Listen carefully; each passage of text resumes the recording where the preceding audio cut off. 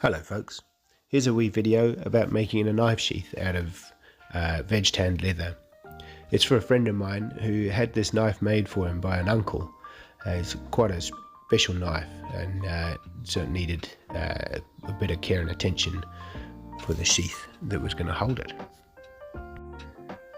Here's the blank piece of leather cut out. I usually use a piece of paper to get the template somewhere close and then bring it to size slowly. I've tooled in some wheels at the top corner there. I've used a swivel knife to put in the border, and I've used a beveler just to flatten down the sides either side of the border to lift it out away from the pattern. I've used a pattern stamp there to put the border in.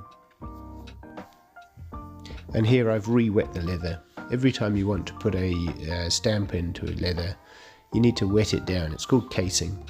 The amount that you wet it depends on the type of leather that you're using and the particular piece on the day. But getting that right brings out more or less of a burnish. That's the darker areas that you see. And it also changes how long the pattern lasts once the piece is fully dry. Here I've tooled in the weave. There are a lot of stamps that will put a weave in for you. But this one is done by hand with a bunch of edge bevelers and the background pattern makers. It takes a lot longer, but you get a more custom pattern at the end of it.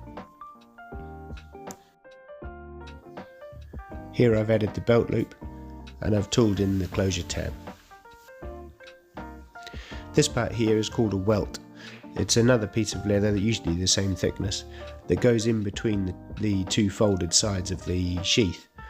And its job is to stop the blade of the knife cutting the stitches that we're about to put through here. I glue this in with ADOS F2, which is just a contact adhesive that works quite well. Here I'm marking out where the stitches will go with a little marker to keep it regular. I tend to use a punch to put the holes in first so you get a nicer finish. And I use my drill press. I use the arbor to put the punches in. You get a much more controllable depth with using the drill press.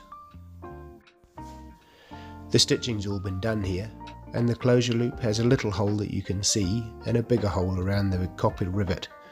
A slit's been put between those two holes, and this allows it to slip over the rivet.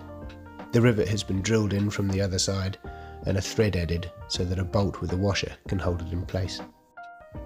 And here's the finished product. It's had a leather dye and a protective treatment, beeswax base. It's a lovely process to go through building something from leather, especially when it's for a good friend and especially for when it's for such a lovely item.